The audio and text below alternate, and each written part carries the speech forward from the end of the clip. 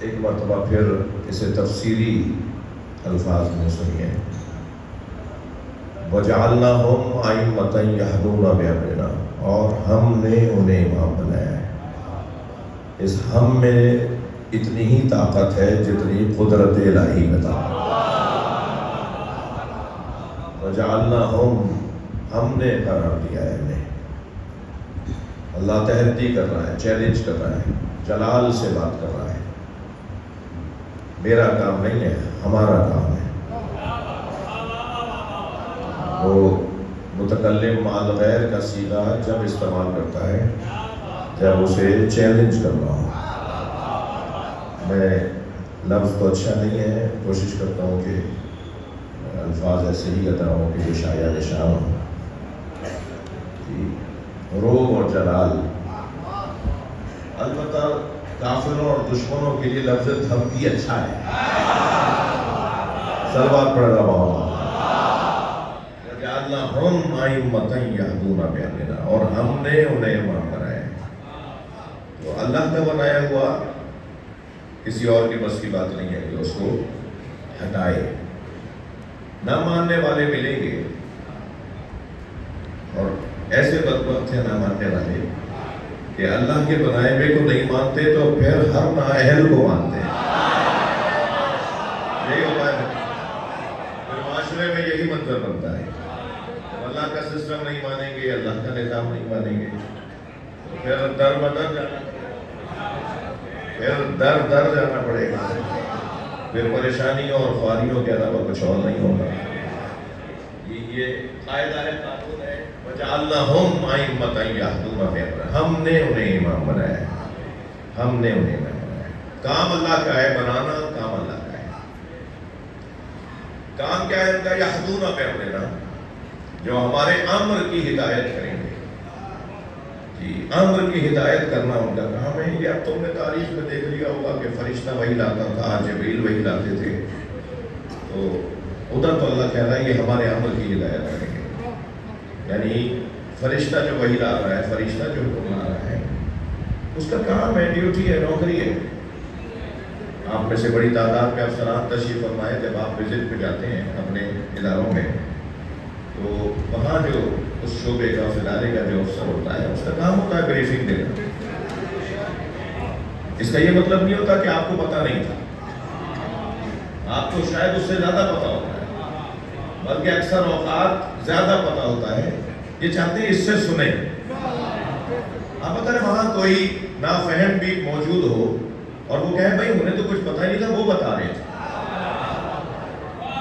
وہ اپنی ڈیوٹی کر رہا تھا، وہ انہیں بتا نہیں رہا تھا. اس کا کام تھا بتانا. اس کا یہ مطلب نہیں ہے کہ اسے پتہ نہیں ہے. بھائی طالب علم جب استاد کو سبق سناتا ہے تو وہ اس لیے نہیں سنا رہا کہ استاد کو یہ سبق پڑھا رہا ہے، یہ اپنا سبق سنا رہا ہے. اب اگر وہاں کوئی نافہم گزر رہا ہو اور وہ دیکھ رہا ہو کہ ایک بچہ ہے جو ایک بڑے کو کچھ بتا رہا ہے، وہ بتا نہیں رہا، سنا رہا ہے، وہ سبق سنا رہا ہے. یہی ہمارا عقیدہ ہے. جبریل امین پڑھانے نہیں آئے تھے. آپ کے توجہات، جبریل امین کا کام پڑھانا نہیں تھا، سنانا تھا، بتانا تھا. وہ ڈیوٹی کر رہے تھے، معلم نہیں تھے. اگر معلم ہوتے تو معراج پہ وہاں پہنچتے نا جہاں نبی اکیلے گئے. صلوات پڑھ لیں محمد و آل محمد.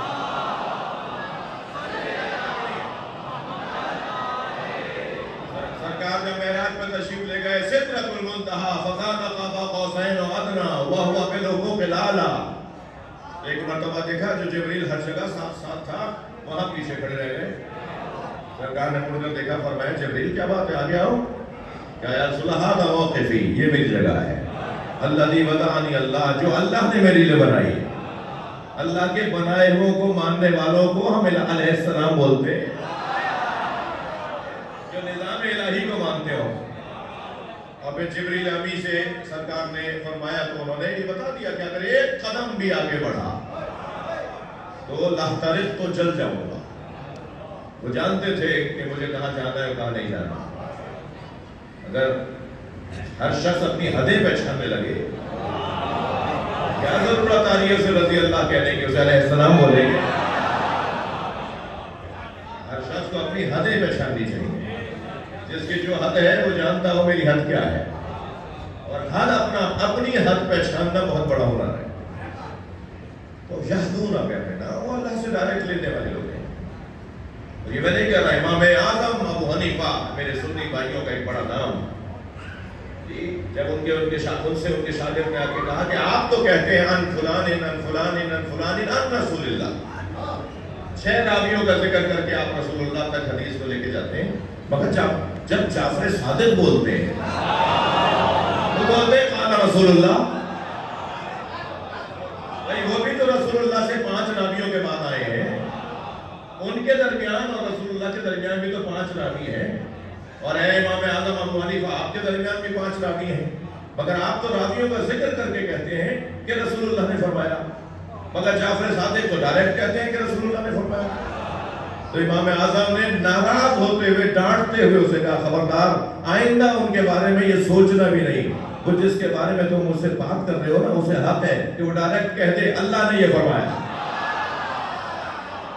صلوات پڑھ لیں محمد وآلہ.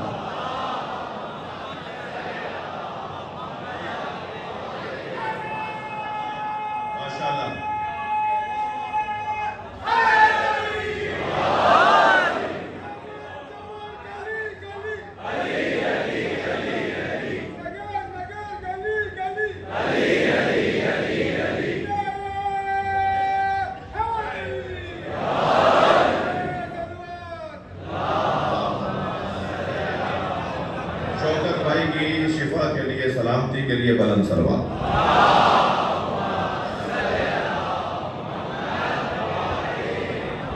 بات تو بہت روشن ہے نا, یہ ڈائریکٹ اللہ سے حکم لینے والے لوگ, اور میں کسی اور سے یہ دلائل تو قرائن ہے نا, دلائل ہے قرائن ہے, مگر تو خود قرآن کہہ رہا ہے نا اوحینا الیہم فعل الخیرات, اوحینا الیہم فعل الخیرات, اور ہم نے ان پر وحی کی ہے. لفظ وحی ہے بھائی, کیا مطلب بتاؤ کہ وحی کا مطلب کیا ہے, یا مانو کہ مطلب یہ ہے, اور ہم نے ان پر وحی کی ہے فعل الخیرات, ان کا ہر عمل وحی کے مطابق, ہر عمل وحی کے مطابق, ان کا صرف اور صرف خیر پایا جاتا ہے, ان کا ہر عمل خیر کا عمل ہے. حتیٰ وہ اگر کسی سے ناراض بھی ہوتے ہیں تو اس میں بھی دوسروں کے لیے خیر ہے, اور اگر کسی سے راضی ہو جاتے ہیں تو یہ بھی خیر ہے. ان کا کسی کو قریب بٹھانا بھی خیر ہے, اور ان کا قریب سے اٹھا دینا بھی خیر ہے. ان کا کوئی کام خیر سے ہٹ کے نہیں ہے. ہم ویسے بھی خیر والوں سے جڑے ہوئے لوگ ہیں, خیر ہی خیر ہے. اللہم انا لا نعلم منہ الا خیرا. 1000 آدمی نماز جنازہ پڑھ رہا ہو, اور جس کی نماز جنازہ پڑھ رہا ہے اس کے لیے چوتھی تکبیر میں سب, مولانا صاحب بھی کہہ رہے ہیں 1000 آدمی بھی ساتھ ساتھ دوہرا رہے ہیں. آپ کو شرعی مسئلہ پتہ ہے کہ نماز جنازہ میں جو اذکار تکبیرات ہیں, تکبیرات کا جو ذکر ہے, وہ سب ساتھ کھڑے ہونے والوں کو دہرانا ہوتے ہیں. وہ مولانا اکیلے کی ذمہ داری نہیں ہے, انہیں کیونکہ یاد ہوتا ہے, یاد ہونا چاہیے, تو وہ جب پڑھتے ہیں تو پھر ہمیں آسانی ہو جاتی ہے کہ ہم دہرا لیں. ورنہ دہرانا سب کو ہے, یہ نماز جماعت کی طرح نہیں ہے. نماز جماعت میں سورہ الحمد سننی ہے, سننا ہے, اپنے آپ سے اپنا پڑھنا نہیں ہے, صرف مولانا کی آواز خلط سننا ہے. ایسے ہی دوسرا سورہ پڑھتے ہیں مولانا نماز میں, وہ بھی ہمیں بولنا نہیں ہے, ہمیں سننا ہے. ہاں, رکوع سجدے کا ذکر, تشہد کا ذکر ہمیں خود بھی پڑھنا ہے. پھر اگر تیسری یا چوتھی رکعت کے اندر ہم جماعت میں شامل ہیں تو پھر ہمیں قیام کا ذکر بھی خود پڑھنا ہے. مولانا بھی پڑھیں گے, ہمیں بھی پڑھنا ہے. لیکن نماز ناراض ہوئے, نماز جنازہ میں جو ذکر جنازہ ہے, جو تکبیرات کے ذکر ہیں, وہ سب سننے والوں کو دہرانا ہے, ساتھ ساتھ پڑھنا ہے. اب یہ 1000 نمازی اور مولانا قبلہ وہ ایک جنازے کی نماز پڑھ رہے ہیں, اور یہی نہیں, ہر جنازے کی نماز, ہر آدمی کے لیے اجتماعی بیان. اب میں اجتماعی بیان کہہ رہا ہوں, جھوٹ نہیں بول رہا, میں یہ نہیں کہہ رہا اجتماعی جھوٹ، اجتماعی بیان. کیا بولتے ہیں؟ اللہم انا لا نعلم منہ الا خیرا، یا اللہ اس آدمی کے بارے میں ہم خیر کے علاوہ کچھ نہیں جانتے. ابھی ایک دن پہلے اس سے لڑ کر آئے تھے.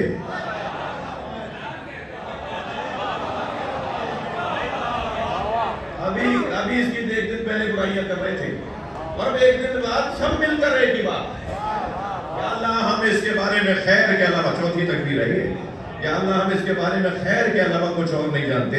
یہ کون سا خیر ہے؟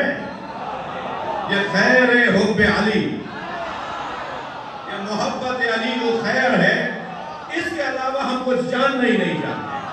صلوات پڑھیں محمد و آل محمد.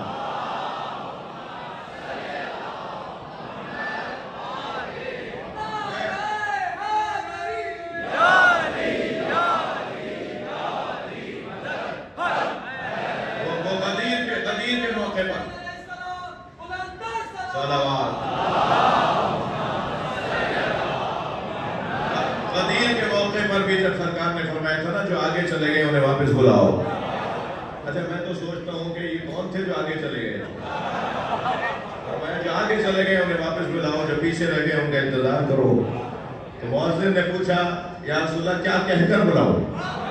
تو حضرت نے فرمایا کہو حی علی خیر العمل. یہ اعلان ہے ولایت علی. یہ اس وقت جو میں بات کر رہا ہوں اور آپ سن رہے ہیں، یہ خیر سن رہے ہیں، خیر بولا جا رہا ہے. صلوات پڑھ لیں محمد و آل.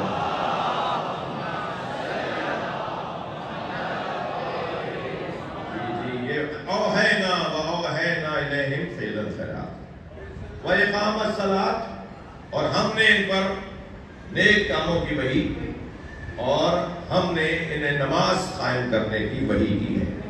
یہ نماز قائم کریں. نماز قائم کرنا ائمہ کی ذمہ داریوں میں سے ہے. نماز کا قیام ائمہ کی ذمہ داریوں میں سے ہے. اور نماز الصلاۃ قرۃ عینی، میرے مولا علی فرماتے ہیں نماز میری آنکھوں کی ٹھنڈک. علی مولا کی نماز نہیں، علی والوں کی نماز علی کی آنکھوں کی ٹھنڈک.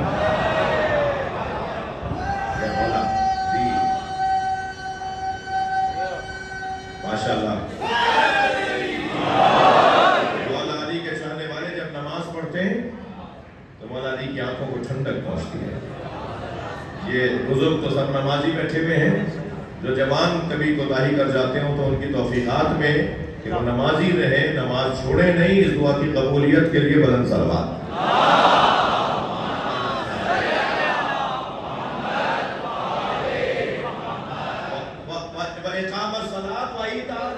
اور ہم نے معاشرے سے فقر ختم کرنے کی وحی کی. ائمہ کا کام ہے کہ معاشرے سے غربت مٹائیں، معاشرے سے ناداری کا خاتمہ کریں. ائمہ کا کام ہے کہ وہ معاشرے سے مانگنے والوں کو دینے والوں میں تبدیل کریں. جب خود کفیل ہوں گے، مستغنی ہوں گے، صاحب ثروت ہوں گے، پیسہ ہوگا، غربت نہیں ہوگی، فقر نہیں ہوگا، تو مانگے گی کیوں؟ البتہ کچھ لوگ ہیں جو عادت سے مجبور ہیں، سب کچھ ہونے کے باوجود بھی مانگنے کی عادت ہے. اور ایسے لوگوں کو ائمہ پسند نہیں کرتے، شدید برا مناتے ہیں ائمہ اہل بیت ان لوگوں سے کہ جو اپنے جیسوں کے آگے ہاتھ پھیلاتے ہیں. اپنے جیسوں کے آگے ہاتھ پھیلانے والا اللہ کی شکایت لگا رہا ہوتا ہے. حدیث سنائیے میں وہ اللہ کی شکایت لگا رہا ہوتا ہے. تو میں بات کرنی تھی تو اسی سے کرتی ہوں نا جسے دینا ہے. جو دینے والا ہے اسی سے بات کرو. اور پھر جس کے پاس مصلی بھی ہو اور عزا خانہ بھی ہو، مصلی بھی ہو اور علم بھی ہو، اللہ سے بات کرنے کے بعد اور بات بھی کرے تو درود پڑھ کے تاکہ توسل بھی ہو جائے. تو کیسے ممکن ہے کہ اس کے پاس دولت نہ آئے؟ اور ان بچوں جوانوں کو بتا رہا ہوں کہ دولت پیسے کو نہیں کہتی. ہم نے بڑے دولت مند دیکھے ہیں جن سے زیادہ ذلیل نہیں دیکھے، اور ہم نے کچھ دیکھے کہ جو سوکھی روٹی کھا رہے تھے ان سے زیادہ عزیز نہیں دیکھے. یہ دولت کیسے کہتے ہیں؟ صلوات پڑھیں محمد و آل.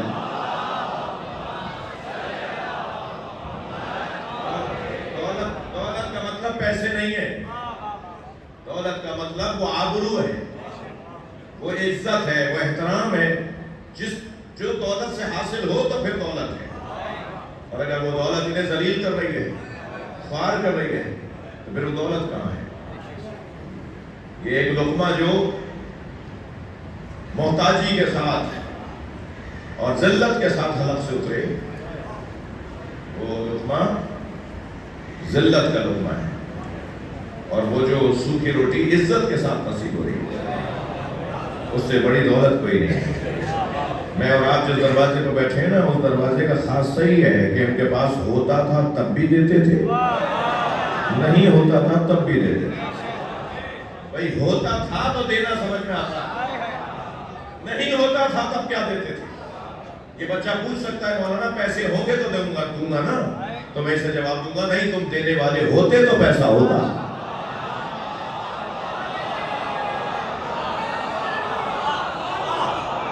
دینے والے بنو تو اللہ تمہیں دے، اور پھر تم واسطہ فیض بن جاؤ۔ صلوات پڑھ لے محمد و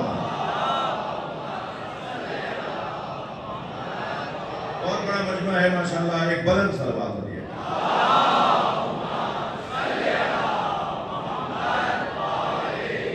آئمہ کے کاموں میں ابھی آیت کا ترجمہ، اس کی ابتدائی تفسیری نکات کی طرف آپ کی توجہ چاہ رہا ہوں۔ آئمہ کے کاموں میں سے کام ہے معاشرے سے فقر کا خاتمہ، ناداری کا خاتمہ، فقیر نہ ملے ڈھونڈنے سے۔ فقیر حلیے میں اگر کوئی نظر آئے تو ضروری نہیں ہے وہ فقیر ہو، یہ اولیاء کا طریقہ ہے، سادہ رہتے ہیں جی، سادہ کپڑوں میں رہتے ہیں۔ سادہ کپڑوں میں دیکھ کر کسی کو فقیر مت سمجھیے گا، مہنگے کپڑوں میں دیکھ کر کسی کو امیر مت سمجھیے گا۔ ہم نے بڑے مہنگے کپڑوں میں لوگوں کو دیکھا جو علاقے کے یتیم نکلے، اور ہم نے بڑے فقیر کپڑوں میں لوگوں کو دیکھا جو اللہ کے ولی نکلے۔ یہ کوئی فیصلہ نہیں ہے کہ جو بڑی گاڑی سے یا مہنگے کپڑوں والا ہو اور مہنگے دسترخوان والا ہو وہی بڑا آدمی ہو۔ ہم ویسے بھی جس جگہ بیٹھے ہیں یہاں قد بڑھایا جاتا ہے، یہاں قد بڑھایا جاتا ہے، یہاں چھوٹے قد والوں کو بلند قامت عطا کی جاتی ہے، یہاں بیٹھنے والا عظیم ہو جاتا ہے، یہاں بیٹھنے والے کی عینت تبدیل کروائی جاتی ہے، دید تبدیل کروائی جاتی ہے جی، اسے وہ دکھایا جاتا ہے جو ہوتا ہے، ہم تو وہ دیکھ رہے ہیں جو نہیں ہوتا۔ شراب نظر آیا ہائی وے کے اوپر، قریب گئے تو پانی تھا، خشکی تھی، یہ تھال گھومتا ہوا نظر آ رہا ہے، یہ تو 3 پر ہیں، انگارے کو اگر دائرے میں گھمائیں گے تو ویل نظر آئے گا، جبکہ وہ تو ایک جگہ پر ہے دوسری جگہ پر نہیں ہے، تو ہم دیکھتے کچھ اور ہیں ہوتا کچھ اور ہے۔ لیکن کربلائیوں کو کربلا کامل ایسی دید عطا کرنا چاہتے ہیں کہ وہ دیکھو جو ہے۔ ہم اخباروں کی سرخیاں پڑھ کر نظریہ نہیں بناتے، ہم نہج البلاغہ اور صحیفہ سجادیہ پڑھنے والے لوگ، ہم قرآن سے نظریہ بنانے والے لوگ ہیں۔ صلوات پڑھ لیں محمد و آلہ۔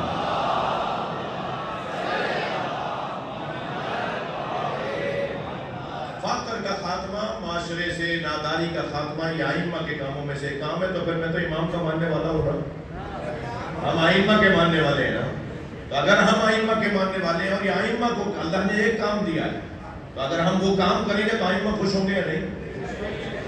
اگر ہم معاشرے سے فقر کا خاتمہ کریں، ناداری کا خاتمہ کریں، لوگوں کو محتاجی سے نکالیں، لوگوں کو ذلت اور خواری سے نکالیں، 50,000 طرح سے کام ہو سکتے ہیں، 85 کام ہو سکتے ہیں جس سے معاشرے سے فقر ختم ہو سکتا ہے، ناداری ختم ہو سکتی ہے۔ البتہ بہت ساری باتیں ہیں جو ہمارے معاشرے کی بیماریوں میں سے بیماریاں ہیں، کبھی آگے ضرورت پڑی اور محسوس کیا کہ اسے بیان کرنا چاہیے تو شاید بیان بھی ہو۔ آئمہ کے کاموں میں ایک کام یہ کہ وہ معاشرے سے فقر کو ختم کرنا چاہیے، غریب نہیں دیکھنا چاہتے کسی کو۔ کم حال ہے اس طرح کا، کھانے کو کچھ بھی نہ ہو مگر امیر ہو، جو محتاج نہیں ہوتا۔ میں تم سے کیوں مانگوں، میرا تو مولا ہے، میں اس سے کیوں نہ مانگوں جس سے سب مانگتے ہیں۔ یہ کیفیت جو ہے نا وہ انسان کو امیر بناتی ہے۔ اور آخری صفت جسے اللہ امام بناتا ہے، وَكَانُوا لَنَا عَابِدِينَ، اور وہ فقط ہیں ہمارے بندے، یہ صرف اللہ کی بندگی کرتے ہیں۔ ان 5 مجلسوں میں میرے عزیزوں میں نے تمہید لی اور تمہید میں بھی مجھے آدھا گھنٹے سے زیادہ لگ گیا. یہ خمسہ اس میں سوچا یہ ہے، اللہ مجھے توفیق عطا فرمائے. یہ امام زین العابدین علیہ الصلوۃ والسلام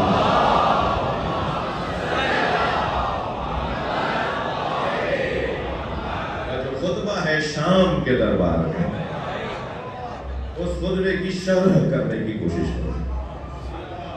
اس خطبے میں جو امام نے الفاظ استعمال کیے ہیں، جو خطبہ حضرت نے دیا ہے، اس میں جو حضرت کے لفظ ہیں وہ ان کے اوپر ذرا غور کیا جائے کہ حضرت نے کیا فرمایا ہے. خطبہ یقیناً بہت طویل ہے اور میں یہ سمجھا ہوں، مجھے محسوس ہوتا ہے کہ یہ ان 5 مجلسوں میں مکمل ہونے والا نہیں ہے. لیکن جہاں تک بات ہے، جتنی توفیق ہوئی، اور اگر انہوں نے محسوس کیا کہ نہیں اچھا میں مزاجاً جلدی چلنے اور دوڑنے اور بھاگنے کا مزاج نہیں رکھتا، کہ آرام سے سمجھ کے بات ہو. فضائل میں بھی ایسا ہی ہو، مسائل میں بھی ایسا ہو. یہ جلدی نہیں، سنگین جملے ہوتے ہیں، وزنی کلام ہوتا ہے، اس ایک لفظ کے 10 مطلب نکل رہے ہوتے ہیں، اور معنی کے 10 کے 10 مطلب بیان کرنا بھی شاید مضمون سے جو ہے وہ اکتاہٹ کا سبب بنے. لیکن جہاں تک ممکن ہے کہ ان 10 میں سے 5 تو وہ نکال لینا جو زیادہ سنگینی کے ساتھ بیان ہوئے ہیں، تو ہمیں استفادہ ہو، معرفت بڑھے، معلومات میں اضافہ ہو. خاص طور پہ کم سے بچے جو جوان جو مجلس میں آئیں گے آ رہے ہیں. حضرت کا جو خطبہ ہے وہ شام کے دربار میں، اور یہ میں نے آیت لی وَكَانُوا لَنَا عَابِدِينَ، اور یہ صرف اور صرف سب کے سب یہ 14 عابد ہیں. یہ امام ہونے کی حیثیت میں 14 عابد ہیں، امام ہونے کی حیثیت میں 12 عابد ہیں.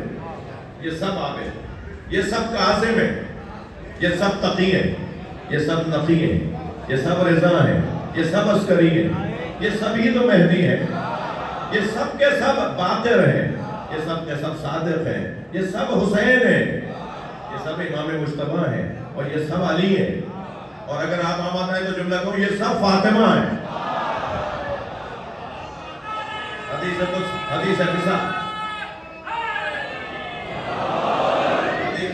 قصہ میں اللہ نے کہا یہ سب فاطمہ ہیں. آپ دوبارہ حدیث قصہ کو جا کے دیکھیے گا، جب جبریل امین نے پوچھا نا یا رب ومن تحت الکساء، اے اللہ چادر میں کون ہے، تو اللہ نے کیا جواب دیا؟ ہم اہل بیت النبوہ وما دن رسول اللہ ہم فاطمہ تو وابوہا. یہ پنجتن سب فاطمہ ہیں.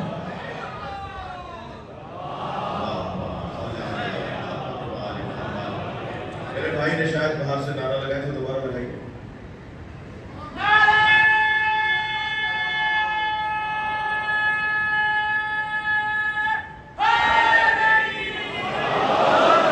یہ سب کے سب عابد ہیں. وَكَانُوا لَنَا عَابِدِينَ. اور لفظ عابد میرے بچوں جوانوں عبادت کے خاندان کا لفظ ہے، اس میں فاعل ہے عبادت کرنے والا. اور اگر جار و مجرور یعنی یوں کہوں کہ ضمیر منفصل اگر مجرور ہو جائے اور مقدم ہو جائے تو پھر علماء تشریف فرمائے ہوئے انحصار کا فائدہ پہنچاتی ہے. کانو فعل ہے، سب کے سب، کانو سب کے سب ہیں، یہ ہیں سب کے سب. لنا مجھ اللہ کے لیے، میرے لیے عابدین عبادت گزار. یہ صرف اللہ کی عبادت گزار، اور جو صرف اللہ کا عبادت گزار ہو تو میرے تصور میں تو عابد کا لفظ، عبادت کا لفظ جب آئے گا تو میرے تصور میں تو مخصوص عبادت ہے جسے ہم نماز کہتے ہیں. فجر کی 2 رکعت ہے، ظہر عصر کی 4 رکعتیں، مغرب کی 3 پھر 4، یہی 17 رکعتیں نمازیں. کبھی بڑا عبادت گزار ہے، وقت پہ نماز پڑھتا ہے، نماز کیفی عرصے سے قضا نہیں، اور نماز شب بھی پڑھتا ہے، بڑا عبادت گزار ہے. اور عبادت، نماز کی عبادت میں وہ اتنا حسین اپنے آپ کو پیش کرتا ہے مگر رشوت بھی کھاتا ہے، نامحرموں کو بھی گھور کے دیکھتا ہے، جھوٹ بھی بولتا ہے، غیبت بھی کرتا ہے. تو اور 50 بیماریاں، اور سب سے بڑی بیماری حکمرانوں کا چاپلوس بھی ہے. میں بہت زیادہ چلا بھونا ہوں اس وقت اپنے ملک کے حالات کو دیکھتے ہوئے. ہمارے درمیان کچھ تعداد بڑھتی جا رہی ہے چائے کی پیالیوں پر ایمان بیچنے والوں. سلمان پڑھ لیں محمد و آل محمد.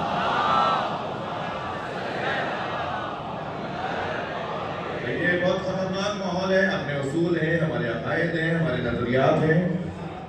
ہم توہین کرنے کو پسند نہیں کرتے مگر بنی امیہ کی تعظیم بھی نہیں کریں گے. ہم توہین کرنے کو پسند نہیں کرتے مگر آئیڈیل ہمارے نزدیک اہل بیت ہیں. ہم کسی کی بے ادبی کرنے کو پسند نہیں کرتے مگر فدق کا قصہ ضرور سنائیں گے.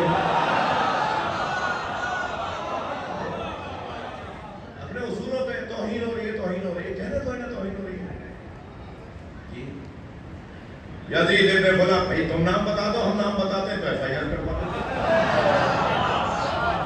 ابا کا نام تم بتا دو. ہم نے اگر نامعلوم بول دیا پھر کہو گے توہین ہے. ہمارے عقائد ہیں، ہمارے نظریات ہیں، ہمارا طریقہ ہے. تمہارا تو کوئی پتہ ہی نہیں نا. کل تم یزید کو بنا دو صحابی اور بتاؤ صحابی کی توہین کو ڈالا تو صحابی کی توہین کرنا سزا ہے اس کے بعد. تم جسے چاہو صحابی بنا دو. ہماری مشکل آسان کر دی. ایک مفتی صاحب نے کہ سرکار کی ان 2 زوجاؤں میں سے کسی ایک نے زہر دیا تھا. مفتی صاحب تو نام بھی بتا رہے ہیں. بھائی ہمیں تو امن ایوارڈ دو کہ ہم اہل بیت کے قاتلوں کے نام نہیں بتاتے. ہمیں امن ایوارڈ دو. ہم اہل بیت کے قاتلوں کے نام نہیں بتاتے. ابھی تم بتاؤ تو صحیح کہ تم نبی سے سچے ہو یا ازواج سے اور صحابہ سے. نبی بتا رہے ہو صاف صاف کہ نبی کو ان دونوں زوجاؤں میں سے یا یہ تھی یا یہ تھی، ان میں سے کسی ایک نے زہر دیا تھا. زہر تو دیا تھا اور ان میں سے کسی نے دیا تھا. اب یہ طے کرنا ہے انہوں نے دیا. اتنے آرام سے بتا رہے ہو. تم نبی کو زہر دینے والے کو رضی اللہ تعالی عنہ بھی کہتے ہو.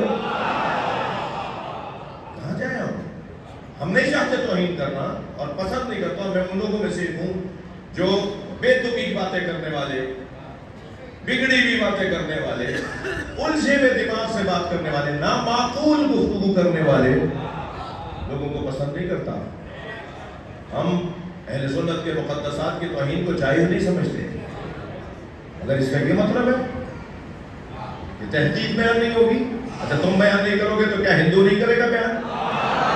عیسائی نہیں پڑھے گا؟ غیر مسلم کچھ نہیں لکھے گا؟ یہ باتیں تو لکھی ہوئی ہیں نا کتابوں میں. اور واللہ ہمیں غیر ذمہ دار نہیں ہو. واللہ ہمیں غیر ذمہ دار نہیں ہو. ہم جب کبھی قرآن کے واقعات کو پڑھتے ہیں یا تاریخ کے واقعات کو پڑھتے ہیں، اس سے ہماری مراد ہرگز تمہاری دل آزاری نہیں ہے، اپنی اصلاح ہے. بار بار دہراؤ تاکہ بھولنے نہ پاؤ.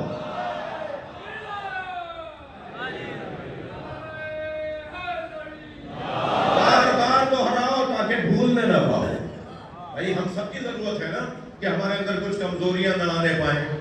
تھوڑی گردن ہلاؤ، بات جاری ہے. بزدلی کمزوری ہے یا نہیں؟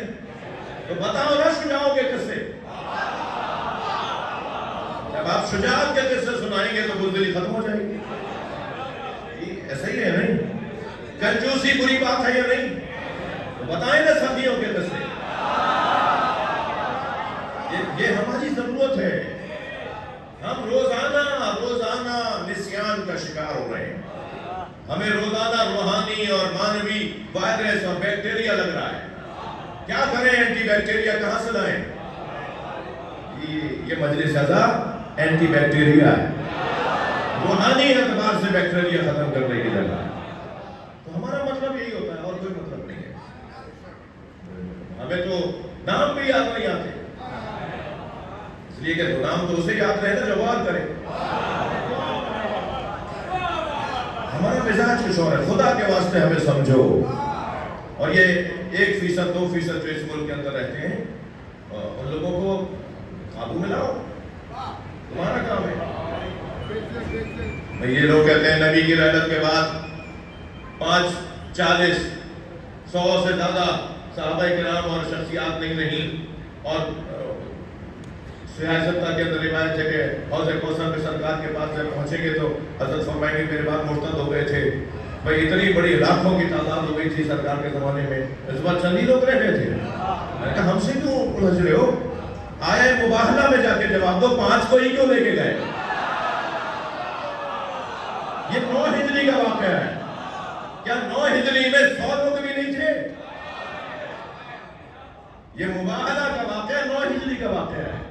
کیا 9 ہجری تک 100 لوگ بھی نہیں تھے جو اتنے سچے ہوں کہ وہ جھوٹوں پہ لعنت کریں؟ یہ تو قرآن ہے نا. صلوات پڑھنے محمد وآلہ.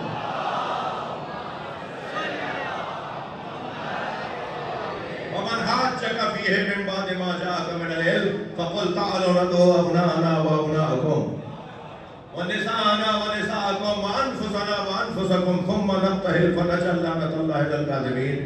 سب نے لکھا ہے کہ نبی پنجتن کو لے کے گئے. یہ پہلی ہجری کا واقعہ نہیں ہے, یہ پہلی بعثت کا واقعہ نہیں ہے. ابھی تو تحریک شروع ہوئی تھی, تربیت کا کام شروع ہوا تھا. ظاہر ہے کچھ سالوں کے بعد تعداد بڑھ جائے گی. یہ 1.5 سال کے بعد سرکار کی رحلت ہوگی. یہ 9 ہجری کا واقعہ ہے. 1.5 سال سے بھی کم کی مدت ہے جب یہ سرکار اس دنیا سے پردہ فرما جائیں گے. اس وقت میں پنجتن کو لے رہا ہے, بس 5. اتنی بڑی امت میں بس 5. ہم سے کیوں پوچھ رہے ہو کہ ہم صرف 5 کو ہی مانتے ہیں؟ 9 ہجری کا واقعہ ہے. صلوات پڑھنے محمد وآلہ. اپنے مزاج سے ہٹ کے کچھ باتیں کر دی. ایک بار صلوات پڑھے نبی کی.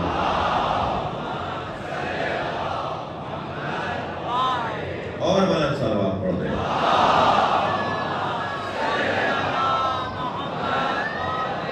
وہ جو خطبہ میرے مولا نے دیا, وہ خطبہ خود مکمل خطبہ جب آپ سن لیں گے اور مجھے توفیق ہوگی پڑھنے کی, تو وہ مکمل خطبہ بتائے گا. وَكَانُوا لَنَا عَابِدِينَ. صرف نماز پڑھنے والا عابد نہیں ہے,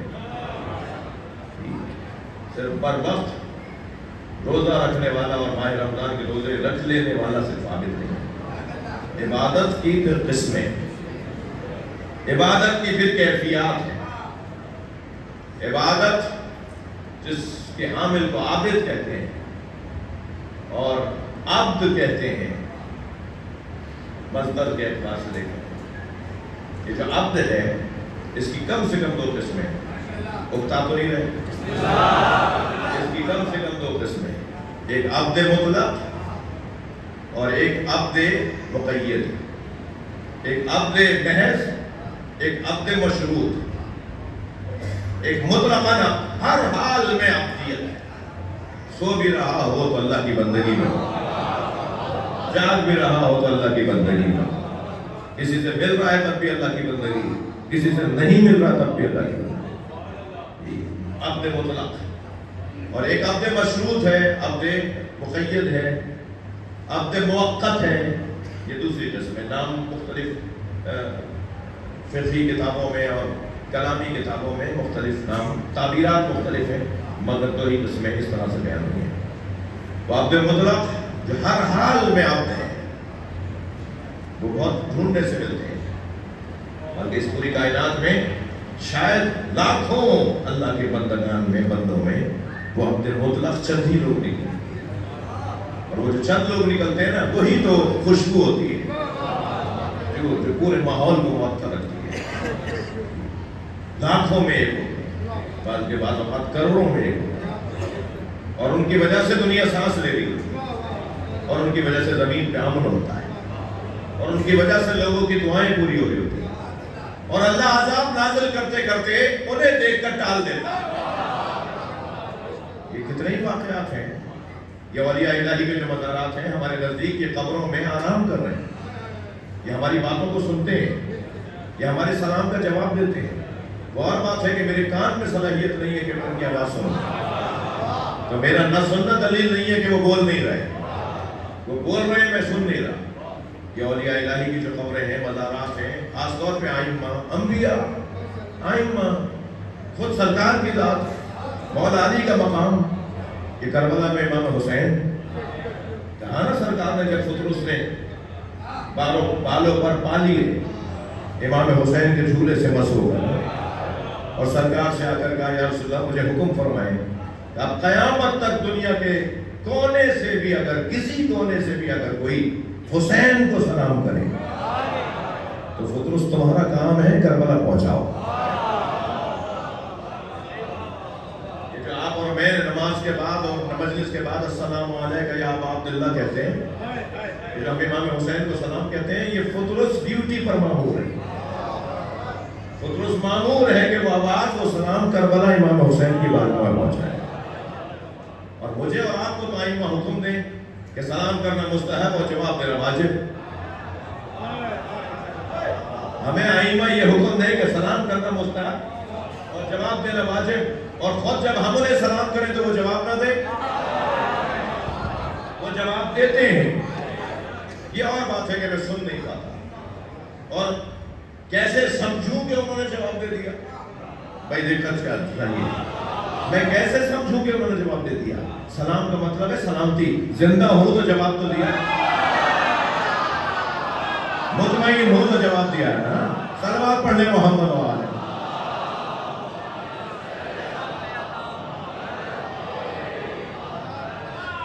وَكَانُوا لَنَا عَابِدِينَ، اور وہ صرف اور صرف ہمارے بندے ہیں.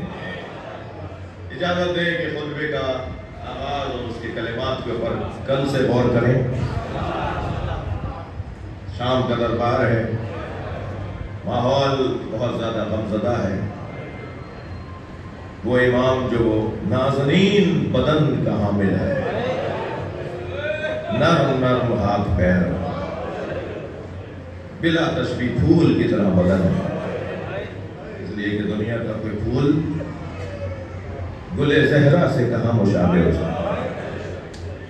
ایسا نرم بدن، نازک اندام، روئی بلا تشبیہ، نرم روئی کے گالوں سے زیادہ نرم بلا تشبیہ. ہمارے پاس لفظ نہیں ہے نا، ہمارے پاس مثالیں نہیں ہیں، تو ہم مجبور ہوتے ہیں کہ مثالوں کے ذریعے سے بات کو سمجھیں. اللہ کا کام بھی تو اللہ کا ہے نا، ہر ایک سے اس کے مزاج کے مطابق امتحان لیتا ہے.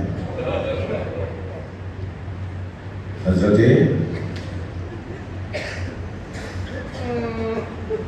امام حسین کو پیاس بہت لگتی تھی. کربلا میں سب سے زیادہ پیاسے بھی حسین. یہ امام حسین کا پانی کے ذریعے اللہ نے امتحان لیا. میرے دادو سے آئے ایک عزادار نے ابھی مجھ سے چند سوالات کیے، وہ مسائل کے بیان میں ان کے جوابات میں دے رہا ہوں. حضرت عباس قوی ہیکل، بابا علی کی شجاعت کا نمائندہ. بنی ہاشم میں 3 شخصیتیں تھیں جن کے قد بڑے دراز تھے، دور سے مجمع میں علیحدہ نظر آتے تھے.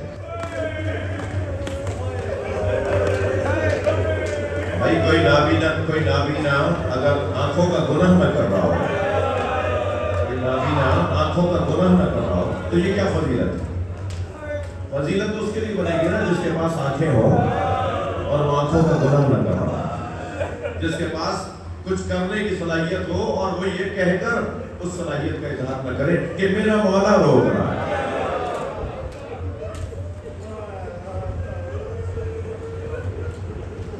یہ جو اطاعت اور تسلیم، فرما برداری اور اطاعت محض کا جلوہ ہے نا، اسے حضرت عباس کہتے ہیں. سب کچھ کر سکتا ہوں مگر مولا کہہ رہے نہیں کرنا. اچھا مولا کیوں کہہ رہے ہیں؟ مولا نے کیوں نہیں اجازت دے دی؟ سمجھنے کی ضرورت ہے نا مجھے. کربلا ہدایت کا چراغ، کربلا نجات کی کشتی. کربلا صرف سن 61 ہجری کے لیے برپا نہیں ہو رہی تھی. حسین مولا نے حل میں ناصر ینصرنا صرف میدان کربلا میں موجود لوگوں کے لیے نہیں کہا تھا. امام حسین نے کوئی ہے جو ہماری مدد کرے، یہ آواز لگائی تھی قیامت تک کے لیے. کربلا سن 61 ہجری میں شروع ہوئی ہے.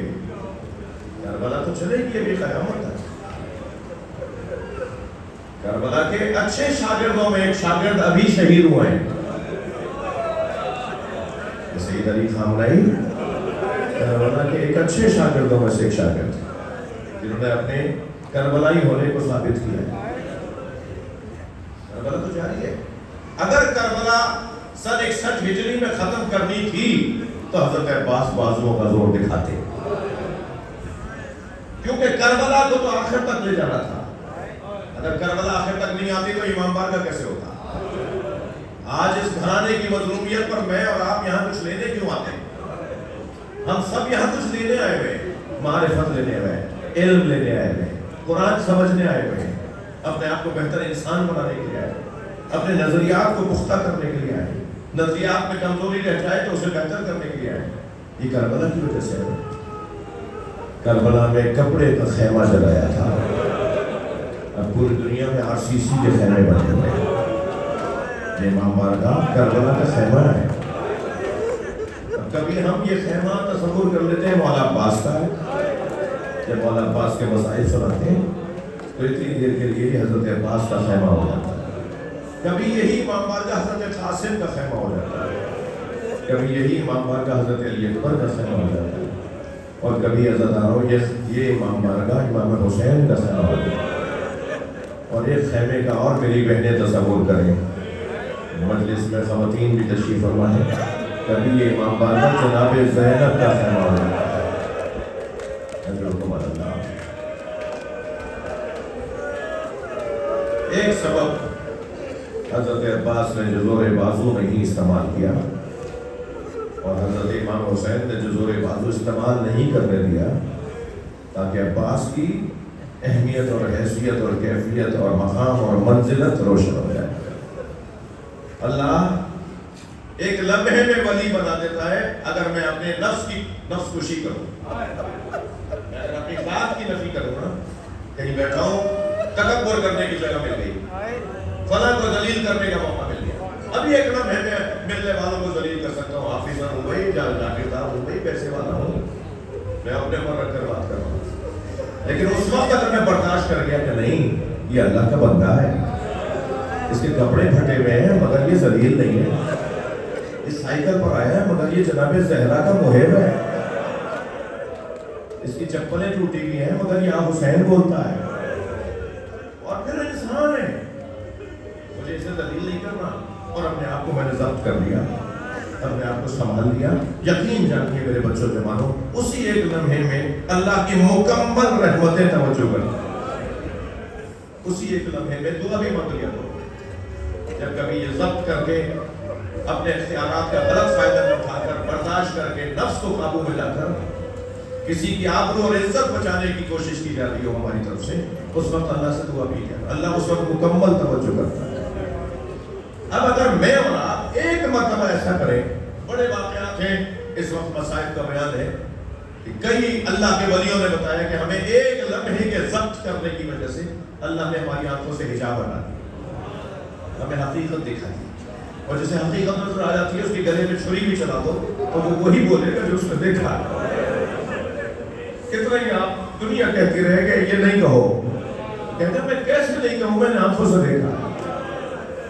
وہ جب حجاب پڑھتے ہیں نا اولیاء الہی جنہیں فنا فی اللہ کہتے ہیں، عشق کی وادی میں، عرفان کی وادی میں جو کیفیت ہے فنا فی اللہ کی کیفیت، وہ ایک لمحے میں کر کے بھی حاصل ہو جاتی ہے۔ بڑے بڑے اللہ کے ولیوں نے بتایا کہ ہم ایک لمحے میں کہیں سے کہیں پہنچ گئے، ایک لمحے میں شاہ لطیف بننے والا، ایک لمحے میں قلندر بننے والا، ان سارے قلندروں سے پوچھو عباس کا مقام کیا ہے؟ ایک لمحہ نہیں ہے، ایک لمحہ میں بابا کے سر پہ ضرب لگ کے کوفے کی مسجد میں، اور عباس نے ضبط کیا، اس لیے کہ مولا کہہ رہے ہیں ضبط کرو، برداشت کرو۔ بابا کے سر پہ ضربت لگتی دیکھی تھی نا، وہاں ضبط کر گئے تھے، مگر بابا آپ سے تو شرمندہ ہوں، لہذا کربلا میں عباس کے سر پہ گرز لگے گا، بابا وہ گرز میں نے خود لے لیا۔ مولا عباس کی آنکھ میں تیر لگا تھا؟ بتاؤں کہاں ضبط کیا تھا؟ جب بھائی حسن کے جنازے پہ تیر لگا۔ اللہ آپ کو کسی دم میں نہ رلائے سوائے دم اہل بیت میں رونے رلانے والوں رہا ہے۔ جب مولا عباس نے دیکھا اور تلوار کھینچی اس وقت میں، ابھی 2 دن پہلے 3 دن پہلے امام حسن کی شہادت کی تاریخ گزری ہے۔ امام نے فرمایا تھا مجھے نانا کے برابر دفنا دینا، مجھے نانا کے قریب دفنا دینا، مگر اس سے پہلے ماں کی قبر پہ لے جانا۔ میں اماں سے پہلے رخصت لوں گا اور پھر میں نانا کے پاس جاؤں گا۔ لیکن جب نبی کی قبر کی طرف آنے لگے تو ایک شخص نے جس کا نام مروان ابن حکم ہے، وہ خچر پہ بیٹھ کے بیوی کے پاس چلا گیا، خاتون کے پاس چلا گیا اور جا کے کہا کہ آپ کا جو حجرہ ہے نا، نبی نے دیا تھا نا حجرہ، میراث تو نبی کی تھی نا، نبی کا حجرہ تھا نا، کہ اس کے اندر حسن کو دفنا رہے ہیں۔ اگر حسن دفنا دیے گئے تو جو 2 اور شخصیات وہاں دفن ہیں ان کا احترام کم ہو جائے گا، تقسیم ہو جائے گا کہ وہاں 2 ہیں تو حسن بھی تو ہیں، کیا روکو جا کے، کیسے جاؤں گا؟ اسی پہ بیٹھ کے جاؤں، خچر پہ بیٹھ کے آ گئے اور پھر آوازیں لگا کے کہا حسین جنازہ روکو، میں نبی کے برابر میں دفن نہیں ہونے دوں گی۔ امام نے فرمایا میرے بھائی کی وصیت ہے۔ یہ کہہ کر امام نے جنازہ آگے بڑھایا تو کمانوں کے کڑکنے کی آوازیں آنے لگی، کمانوں کے سیدھے ہونے کی آوازیں آنے لگی اور ہزاروں تیر چلنا شروع ہوئے۔ کچھ دیر کے لیے سوچئے تو صحیح، خاندانی لوگ بیٹھے ہیں، قبیلے والے لوگ بیٹھے ہیں، خاندان اور قبائل والے لوگ بیٹھے ہیں نا۔ ہمارے یہاں تو جنازہ جب جاتا ہے تو بھائی گھر کے مرد جنازہ دفنا کر جب آتے ہیں، بہنیں انتظار کر رہی ہوتی ہیں، گھر کی خواتین انتظار کر رہی ہوتی ہیں۔ اگر دیر بھی ہو جاتی ہے تو پوچھتی ہیں کہ کیا بات ہے اتنی دیر کیوں ہو گئی؟ ایک پل کی خبر لے رہی تھی اب کہاں پہنچے؟ آپ قبرستان پہنچ گئے ہیں، اب جنازہ دفنا دیا ہے۔ پھر خبر آ رہی ہوتی ہے واپس آ رہے ہیں، پھر خبر آتی ہے وہ گلی میں داخل ہو رہے ہیں، پھر دروازے میں کھڑے ہو کے دعا ہوتی ہے اور پھر یہ سارے گھر کے محرم مرد گھر میں جاتے ہیں بیویوں کو، خواتین کو پرسہ دینے، اور اس مرنے والے اس محنت کرنے والے کی جو متعلقہ خواتین ہوتی ہیں بھائی بہنوں کو پرسہ دے رہے ہوتے ہیں، محرم مرد محرم عورتوں کو پرسہ دے رہے ہوتے ہیں، اور نامحرم رشتہ دار بھی ہوتے ہیں تو قریب بیٹھ کر کہتے ہیں کہ ہماری طرف سے پرسہ قبول کریں۔ جناب زینب بھی تو انتظار کر رہی ہوں کہ بھائی کو دفنا کے واپس آنا، اور جب دروازہ کھلا تو ساری بیویوں نے سوچا ہوا ہمیں پرسہ دیا جائے گا، لیکن کیا دیکھا سامنے سے جنازہ واپس آ رہا ہے۔ جو سفید کفن میں جنازہ گیا تھا وہ سرخ کفن میں لوٹ رہا ہے۔ سلام ہو جناب زینب پر، بھائی کے بدن سے تیر نکالتی رہی۔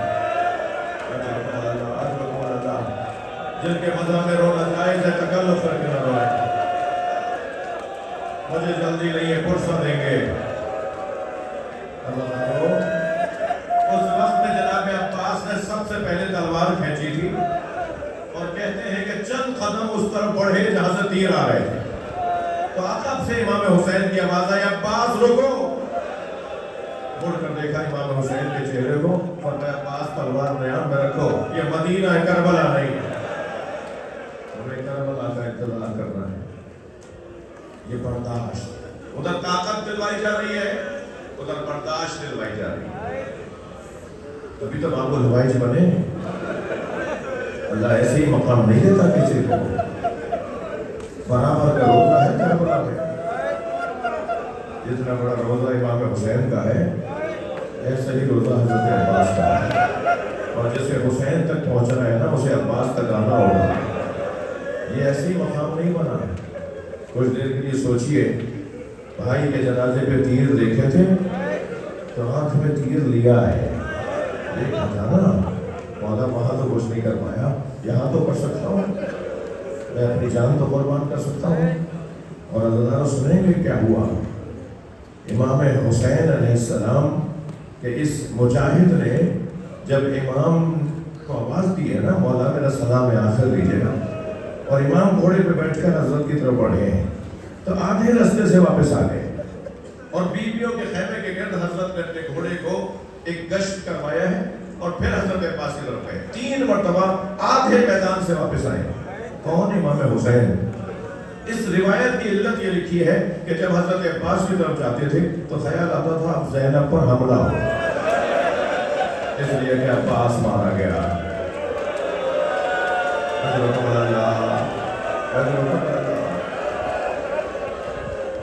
بیویوں کے قریب آتے تھے، دشمن کو بتاتے تھے حسین سیدانیوں کے قریب ہے.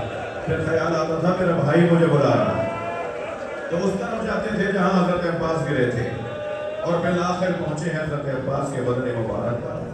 آپ نے گریہ کر دیا اللہ، آنسو آپ کی آنکھوں میں آنسو آ گئے. بس 2 جملے اور آپ کے سامنے رکھوں گا. مولا سے فرمایا مولا میرا لاشا خیمے نہ لے جائے. شاید اس وجہ سے فرمایا ہو جس کی کمر ٹوٹ گئی ہو وہ لاشا کیا ہو، اور شاید اس وجہ سے فرمایا ہو کہ اگر میرے لاشے پہ سکینہ خالی گوزہ لے کے آتے. اللہ نے کہا چچا پانی، میں ان بچوں کو کیا پانی دوں گا، کیسے پانی دوں گا؟ یہ تو مشیت کا حکم ہے، اللہ کا حکم ہے، یہ میری تقدیر ہے، یہ میری ذمہ داری ہے کہ میں اپنی جان دے دوں اپنے مولا کے اوپر اور پیاسا ہی چلا جاؤں. فرمایا مولا میرا لاشا خیمے نہ لے جائیے گا. امام نے پیشانی کا بوسہ دیا. فرمایا عباس اب ہماری بھی خواہش پوری کرو. مولا حکم فرمائے. ساری زندگی مولا کہا ہے، ساری زندگی آقا کہا ہے. ایک دفعہ بھائی کہہ دو بزرگ علماء نے یہ مسائل پڑھے. بعض متقی علماء سے میں نے مسائل سنے. ایک مرتبہ بھائی کہہ دو. حضرت عباس نے ایک مرتبہ آواز دے کر کہا السلام علیکہ یا اخی حسین، میرے بھائی حسین آپ پر سلام ہو. بس یہ کہنا تھا کہ ایک مرتبہ روح پرواز ہے. مولا حسین نے حضرت عباس کا لاشا اپنی گود میں لیا ہوا تھا. کچھ دیر تک روتے رہے، کبھی سوچتے ہیں لاشا اٹھائیں، پھر خیال آتا ہے عباس کی وصیت ہے. لاشا وہیں چھوڑ دیا. علم لے کر چلے ہیں.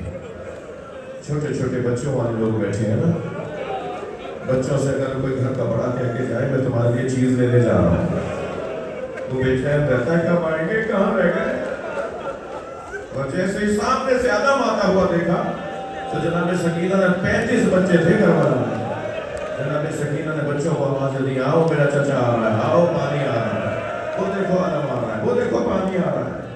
حضرت اللہ. لیکن جب سامنے امام حسین کو آتے دیکھا خالی علم آ رہا ہے اور بابا اکیلے آ رہے ہیں تو دوڑتی بھی گئی، لپٹ کے کہا ہے نا امی العباس، بابا میرے چچا کہاں رہ گئے؟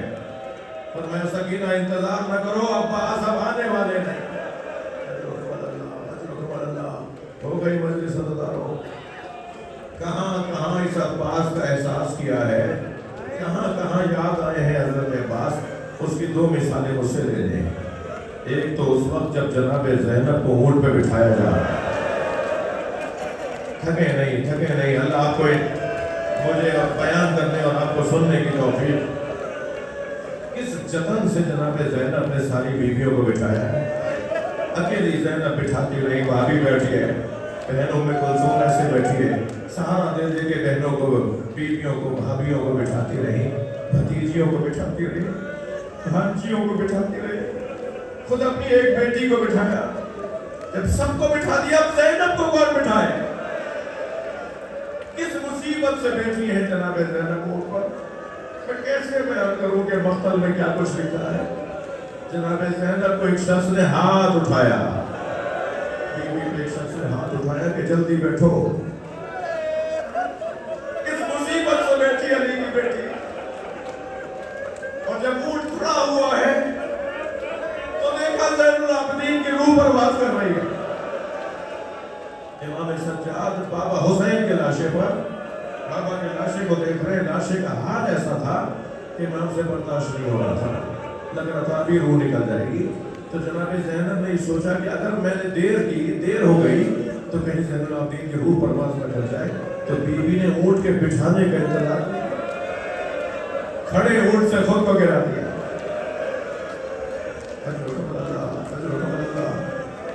اللہ آپ کو استعجال عطا فرمائے. جب اونٹ پر بٹھائی جا رہی تھی اور جب اونٹ پر بیٹھ رہی تھی تو یہ جو مظلومیت تھی نا، یہ جو غربت تھی نا جناب زینب کی، اس کیفیت میں اتنی دیر کے لیے کہ کسی طرح آواز پہنچ جائے، گردن موڑ کے نہر کی طرف دیکھا اور کہا عباس اٹھو۔ مدینے میں بڑے چاؤ سے سوار کیا تھا، مدینے میں بڑے احترام سے سوار کیا تھا، آؤ اپنی بہن زینب کو سوار کرو۔ ایک اس جگہ حضرت عباس یاد آئے، اور بتاؤں عزیزانو ایک عباس کہاں اور یاد آئے، اللہ آپ کو اس کا اجر عطا فرمائے، جس وقت سکینہ کا جنازہ اٹھا، اللہ آپ کو کسی بات میں نہ لائے۔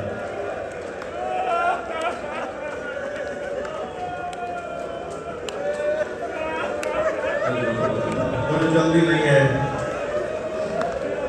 فرصت دیں گے، ایام بھی کچھ ایسے ہی ہے۔ ان بچوں جوانوں نے کبھی غور کیا کہ یہ بچی زندان میں کیسے مر گئی؟ کیا ہوا اس بچی کے ساتھ؟ یہ شہید ہو گئی۔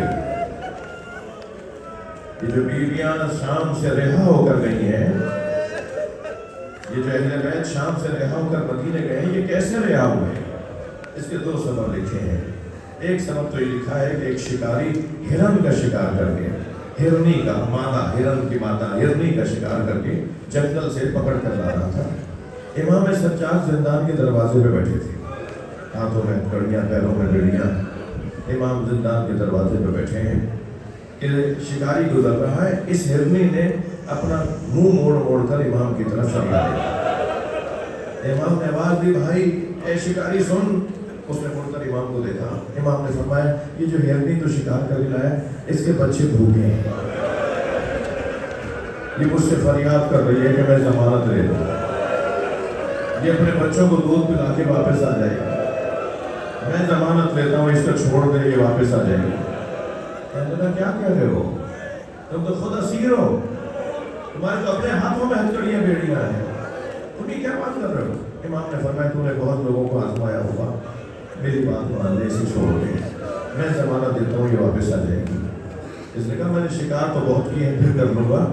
اس نے ہرنی کی رسی چھوڑ دی، یہ دوڑتی ہوئی جنگل میں چلی گئی، کچھ ہی دیر کے بعد لوٹی، پہلے امام سجاد کے پیروں کا بوسہ دیا، امام کے پیروں کا بوسہ دیا اور پھر گردن جھکا کر شکاری کے سامنے کھڑی ہوئی۔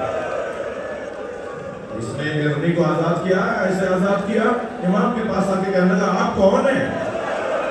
امام نے فرمایا کہ علی زین العابدین، رسول اللہ کا نواسہ حسین، میں حسین کا بیٹا علی۔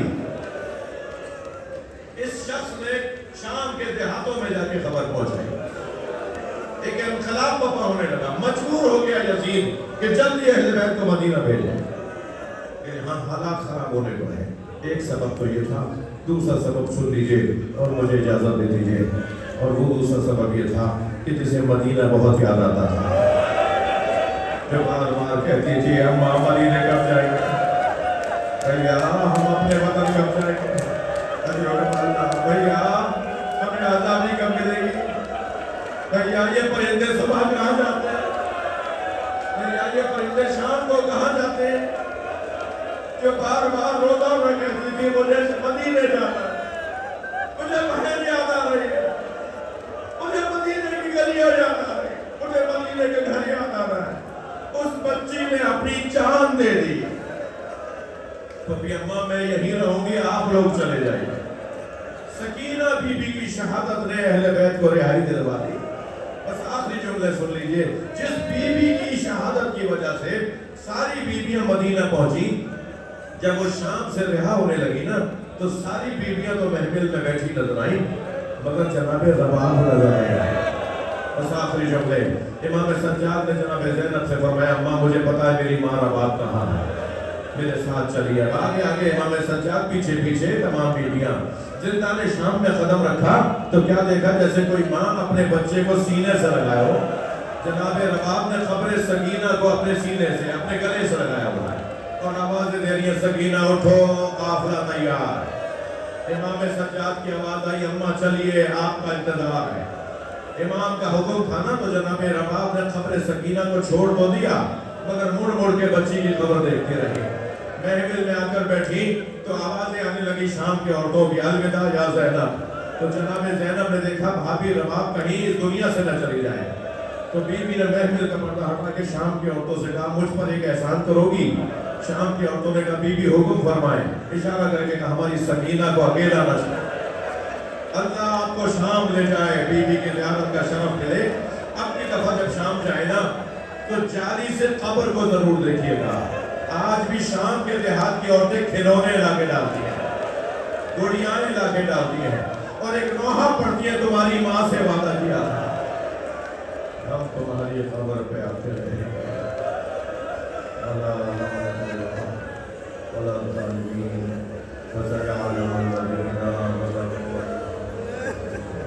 یا حسین